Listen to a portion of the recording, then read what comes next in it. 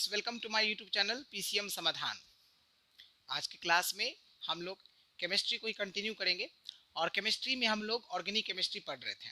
Organic chemistry में हम लोग ऑलरेडी ऑर्गेनिक केमिस्ट्री के जो भी बेसिक कॉन्सेप्ट्स हैं, नोमेनक्लेचर हैं और 3 कंपाउंड जो हमने ऑलरेडी ख़त्म कर दिया है, जो कि आपका अल्केन था, अल्कीन और अल्काइन।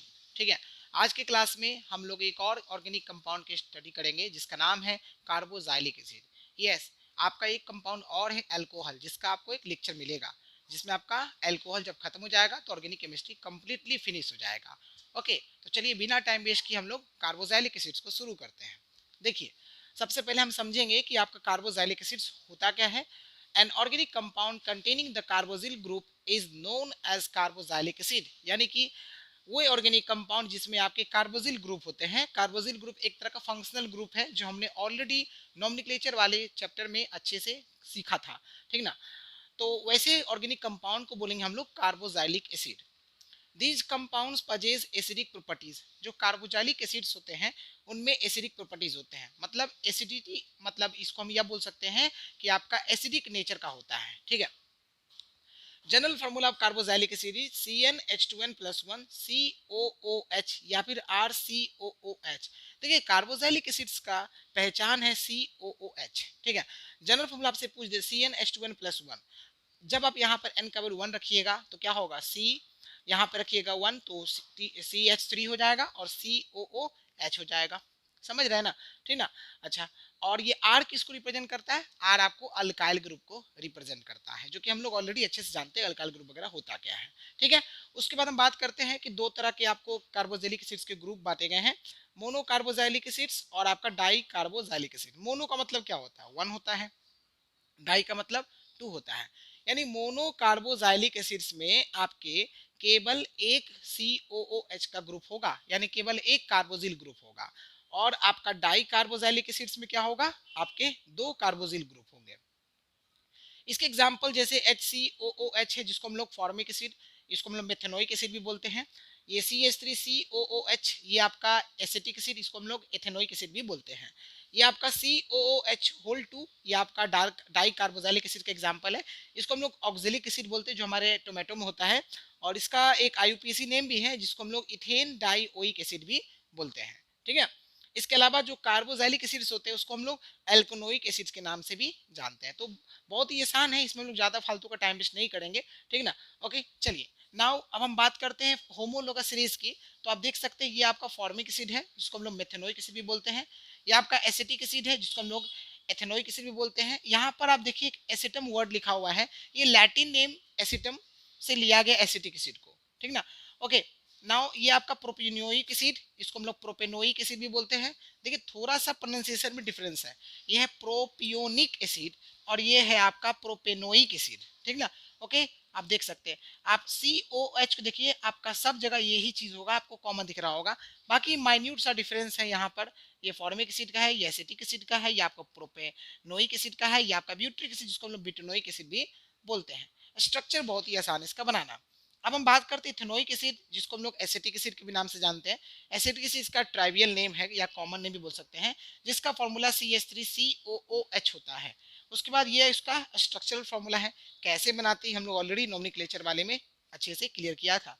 उसके बाद हम बात करें जो कार्बोजाइलिक एसिड्स होते हैं, ये आपके फ्री स्टेट में होते हैं, ज़्यादातर फ्रूट्स में होते हैं और आपके ईस्टर्स के फॉर्म में आपके कई सारे ऑयल्स में भी देखने को मिल सकते हैं, ठीक ना। तो हमने यहाँ पर ये देखा कि आपका कार्बोजाइलिक एसिड कहाँ कहाँ होगा, फ्रूट्स में हो सकता है, ठीक ना। इसके अलावा आपके ईस्टर्स के फॉर्म में आपके ऑयल्स वगैरह में भी देखने को मिल सकते हैं, ठीक ना। तो यहाँ पर हमने देखा कि ये कार्बोजाइलिक एसिड होता क्या है, उसकी प्रॉपर्टी क्या है, उसका जनरल फॉर्मूला क्या है, mono carboxylic acid, di carboxylic acid में डिफरेंसेस क्या है, कार्बोजाइलिक एसिड्स को और किस नाम से जानते हैं, कार्बोजाइलिक एसिड का होमोलोगस सीरीज देखा, उसका हम लोग जो आपका इथेनोइक एसिड था उसका हमने स्ट्रक्चर फॉर्मूला देखा और उसका अक्रेंस देखा कि हमारे नेचर में कहाँ कहाँ पाया जाता है। समझ में आ गया? चलिए फटाफट इसको नोट कर लीजिए। ओके स्टूडेंट्स, अब हम लोग आते हैं नेक्स्ट इंपॉर्टेंट कॉन्सेप्ट्स पर, जो कि आपका विनेगर से रिलेटेड है। विनेगर हमारे डेली लाइफ से जुड़ा हुआ टॉपिक है। देखिए, विनेगर के बारे में कुछ इंपॉर्टेंट पॉइंट्स है जो आपको जरूर जानना चाहिए। जैसे देखिए, dilute 4 to 5% solution of ethanoic acid is also called vinegar. यानी कि अगर आपका 4 to 5% इथेनोइक एसिड जो है वो आपके सॉल्यूशन में मौजूद है, वैसे डाइल्यूट सॉल्यूशन जो है उसे बोलेंगे हम लोग विनेगर। यानी विनेगर में इथेनोइक एसिड कितना अमाउंट में होता है, 4 to 5%। इसीलिए हम लोग बोलते हैं विनेगर में हमारा एसिटिक एसिड होता है। तो उसमें बहुत ज्यादा एसिटिक एसिड नहीं है, बट 4 to 5% इथेनोइक एसिड होता है, क्योंकि इथेनोइक एसिड को हम लोग क्या बोलते हैं, एसिटिक एसिड बोलते हैं। ठीक है, तो व्हाट इज विनेगर अगर एग्जाम में आता है लिखने के लिए आप लिखोगे dilute 4 to 5% solution of ethanoic acid is also called vinegar. ठीक है, अब हम बात करते हैं विनेगर का जो कलर है वो ग्रेइश कलर होता है। तो ये किसकी वजह से होता है, ये इंपॉर्टेंट पॉइंट है, कुछ कलरिंग मैटर की वजह से, कुछ कलरिंग मैटर उसमें होते हैं, है ना, उसकी वजह से विनेगर का कलर ग्रेइश होता है। उसके बाद हम बात करें विनेगर का टेस्ट और फ्लेवर की बात करें, तो जो भी उसका टेस्ट और फ्लेवर है वो किसकी वजह से होता है, कुछ ना कुछ ऑर्गेनिक कंपाउंड की वजह से। ठीक है, और विनेगर का यूज हम लोग फूड में फ्लेवर लाने के लिए और फूड को प्रिजर्व करने के लिए हम लोग क्या करते हैं, विनेगर को यूज में लेते हैं। तो अगर आपको विनेगर से रिलेटेड कुछ पॉइंट आपको लिखने के लिए एग्जाम में आता है तो आप ये पॉइंट लिख सकते हैं। ठीक है, ओके। चलिए अब हम बात करते हैं इसके फिजिकल प्रॉपर्टीज की। तो देखिए, जो प्योर इथेनोइक एसिड होता है वो कलरलेस लिक्विड होता है। तो पहला चीज तो आपको पता होना चाहिए, इथेनोइक एसिड आपका फिजिकल स्टेट में कैसा है, इसका आपका लिक्विड स्टेट में होता है, और अगर वो भी प्योर है तभी वो आपका कलरलेस लिक्विड में होगा। इसका स्मेल थोड़ा पंजेंट होता है, तीखा जैसा होता है। और एक इंपॉर्टेंट पॉइंट है, what is glacial acetic acid, ये क्या होता है, इस बार एग्जाम में हो सकता है कि पूछ दिया जाए what is glacial acetic acid. तो जरा समझ लीजिए, the anhydrous acid on cooling forms a crystalline mass resembling ice.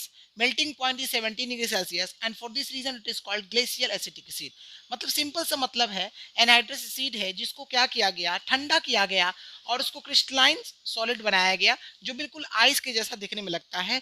और ऐसे आइस का, ऐसे सॉलिड का जो मेल्टिंग पॉइंट है वो 17 डिग्री सेल्सियस है। इस वजह से इसको हम लोग ग्लेशियल एसिटिक एसिड बोलते हैं, है ना। फिर से देखिए, एक एनहाइड्रस एसिड को ठंडा करके क्रिस्टलाइन मास बनाया गया जिसको हम बिल्कुल आइस के जैसा समझ सकते हैं, और उसका मेल्टिंग पॉइंट 70 डिग्री सेल्सियस होता है, 17 डिग्री सेल्सियस।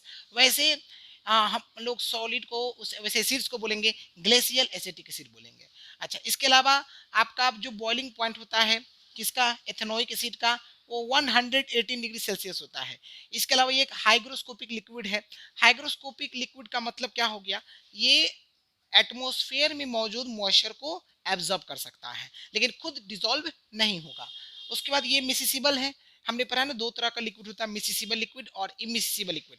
मिसिसिबल लिक्विड जो है वैसे लिक्विड बोलेंगे जिसमें दो लिक्विड या दो से ज्यादा लिक्विड आपस में कंप्लीटली मिक्स हो जाता है। जैसे कि अगर वाटर ले ले, अल्कोहल ले ले, ईथर ले ले, इन सब के साथ अगर हम इथेनोइक एसिड को मिक्स करेंगे तो ये आपका कंप्लीटली मिक्सअप हो जाएगा। ठीक ना, जैसे छोटे क्लास में पढ़ाया जाता है कि आपका मिसिसिबल लिक्विड और इमिसिसिबल लिक्विड में एग्जांपल अल्कोहल एंड वाटर का भी डाला जाता है।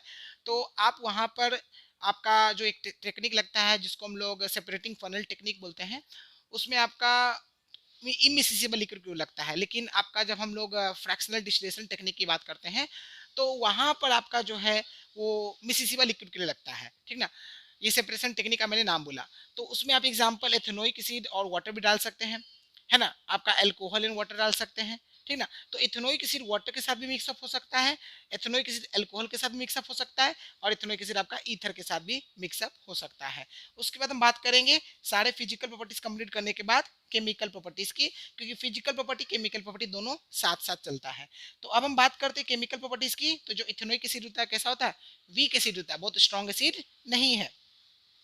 तो ये क्या करेगा, ये एसिडिक नेचर का है ना, इस वजह से क्या करता है, ब्लू लिटमस को रेड में चेंज करता है। हमने पढ़ा था ना कि जो आपका एथेनोइक एसिड होता है वो किस नेचर का होता है, एसिडिक नेचर होता है, शुरू में हमने पढ़ा है। उसके बाद जो आपका एथेनोइक एसिड होता है ये एक्टिव मेटल के साथ जब रिएक्ट करता है तो हाइड्रोजन गैस इवॉल्व करता है। जैसे आप देख सकते हैं ये फॉर्मूला एथेनोइक एसिड का है, और ये आपका जिंक एक एक्टिव मेटल है। इसके साथ जब ये रिएक्ट कर रहा है तो आप देख सकते हैं जिंक एसीटेट दे रहा है, साथ में हाइड्रोजन गैस भी आपको दे रहा है। यहाँ पर एरो दिया है कि ये आपको एरो किस लिए दिया है कि कोई ना कोई गैस बन रहा है।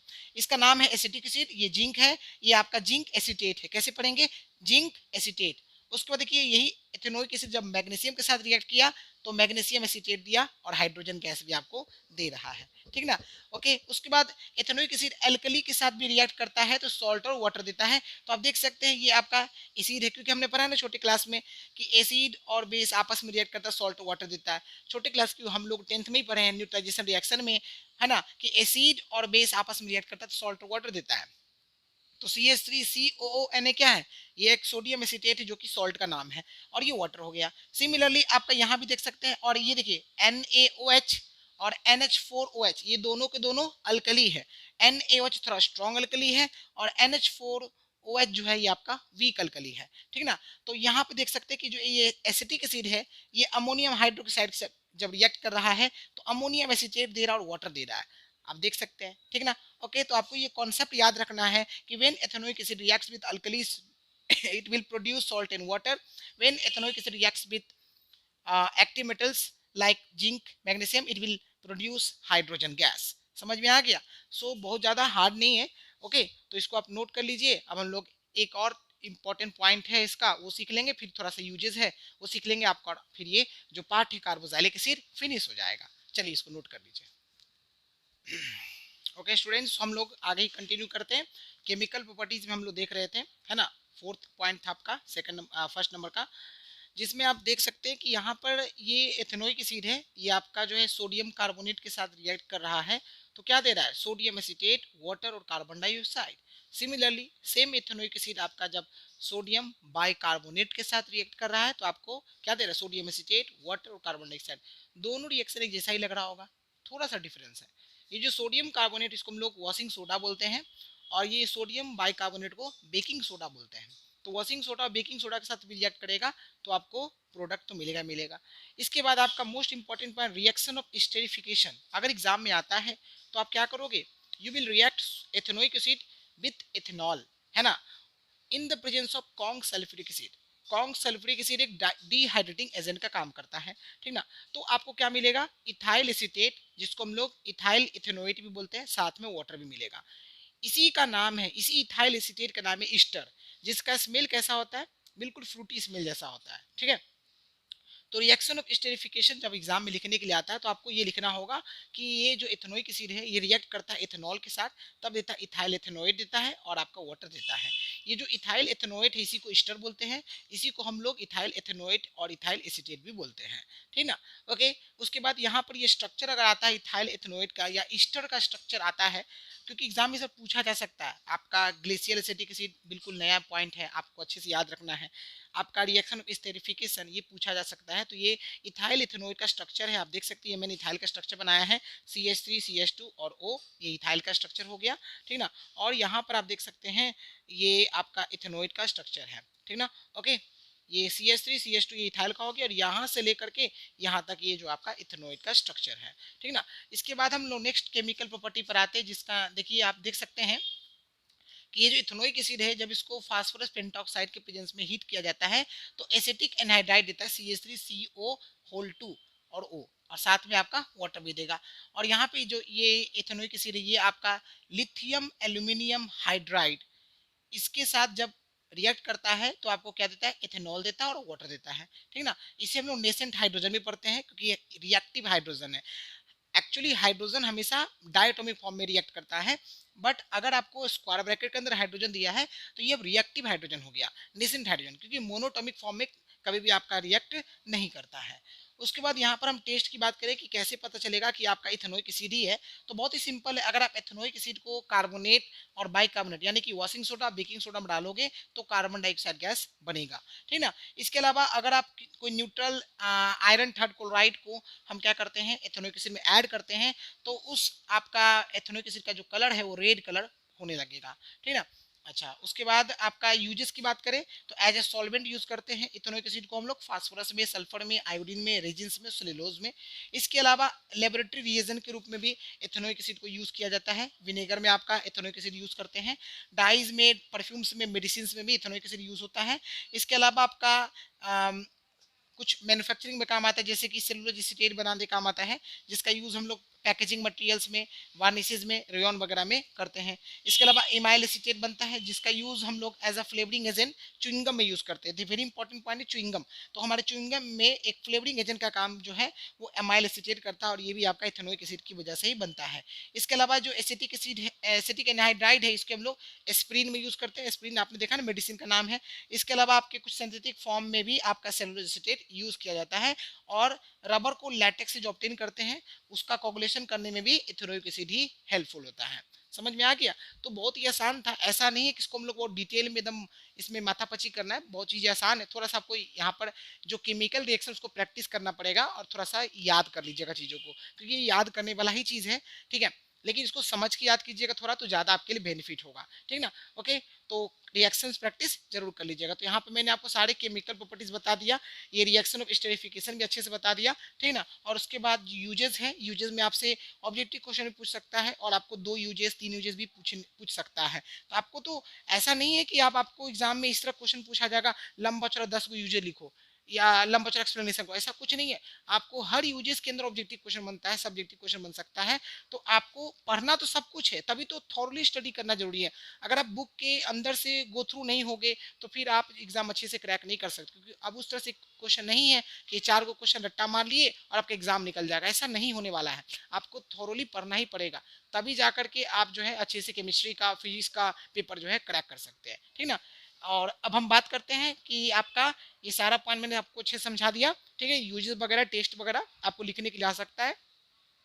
तो इस तरह से आपका जो ऑर्गेनिक केमिस्ट्री था उसमें आपका टोटल आई थिंक 5 लेक्चर्स के आसपास या 6 लेक्चर के आसपास हो चुका है, ठीक है ना। एक लेक्चर आपको और मिलेगा एल्कोहल का। कितने लेक्चर्स हो चुके हैं? मुझे लगता है कि 4 तो कंपाउंड में मैंने दिया, ठीक ना, और 2 लेक्चर मैंने फर्स्ट पार्ट में दिया था। टोटल कितने हो गए? 6 हो गए। एक लेक्चर आपको और मिलेगा जो कि आपका एल्कोहल के लिए इंपॉर्टेंट है, ठीक ना। तो इस तरह से आपके 7 लेक्चर्स हो जाएंगे और आपका पूरा ऑर्गेनिक केमिस्ट्री खत्म हो जाएगा।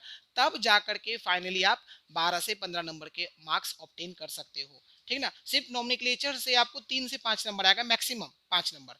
लेकिन पूरा ऑर्गेनिक केमिस्ट्री जब तैयार करोगे सब कुछ मिला करके, तब जाकर के आपको कितने मार्क्स आएंगे? 12 से 15 नंबर आएगा, ठीक है ना। तो एक चैप्टर 12 से 15 नंबर दे रहा है तो इंपॉर्टेंट है, आप इसको अच्छे से प्रैक्टिस कर लीजिए, मेहनत कर लीजिए, आपके लिए बेनिफिट होगा, ठीक है। तो आज के लिए बस इतना ही रखते हैं। Thank you, bye and take care.